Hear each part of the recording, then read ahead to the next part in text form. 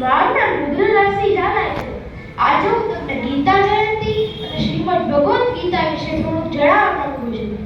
યદા યદા હિ ધર્મસ્ય ગ્લાનિર્ભવતિ ભારત અભ્યુત્થાનમ અધર્મસ્ય તદાત્માનં સૃજામ્યહં પરિત્રાણાય સાધૂનાં વિનાશાય ચ દુષ્કૃતાં ધર્મ સંસ્થાપનાર્થાય સંભવામિ યુગે યુગે.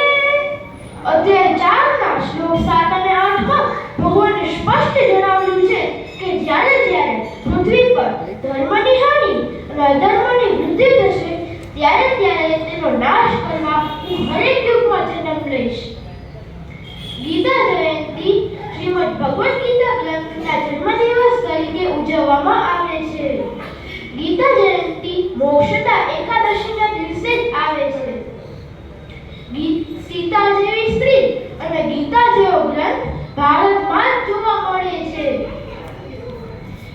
ભગવાન માટે લખાયેલ ગ્રંથો કેટલા બધા છે, પણ ભગવાન દ્વારા લખાયેલ ગ્રંથ એટલે ગીતા. આશરે 5000 વર્ષ પહેલા આ દિવસે ભગવાન શ્રી કૃષ્ણએ મહાભારત દરમિયાન કુરુક્ષેત્રની રણભૂમિ પર અર્જુનને અમર સંદેશો આપ્યો હતો. ત્યારે કલયુગનો પ્રારંભ થઈ ચૂક્યો હતો. ગીતાનો ઉપદેશ જાત, ધર્મ અને સંપ્રદાયથી ઉપર છે. ગીતાના 18 અધ્યાયમાં મનુષ્યના સતયુગથી લઈને કલયુગ સુધીના કર્મ અને ધર્મનું જ્ઞાન છે.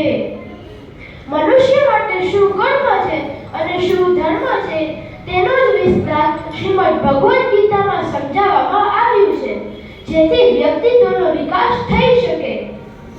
કુરુક્ષેત્રના એ યુદ્ધમાં જેમાં ભાઈ જ ભાઈ સામે અસ્ત્ર અને શસ્ત્ર લઈને ઊભા હતા, જેનો પ્રારંભ તો થઈ ગયો પણ અંત અનિશ્ચિત હતો, કારણ કે તે યુદ્ધ ધર્મની સ્થાપના માટે હતું.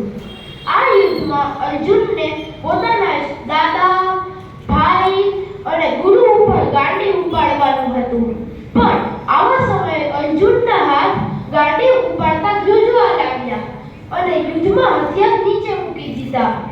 ત્યારે ભગવાન શ્રી કૃષ્ણએ અર્જુનને ગીતાનો ઉપદેશ આપ્યો.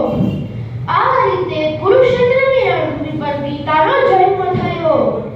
એક મનુષ્ય રૂપમાં અર્જુનના મનમાં જે પણ પ્રશ્નો થયા તેના જવાબ ભગવાન શ્રી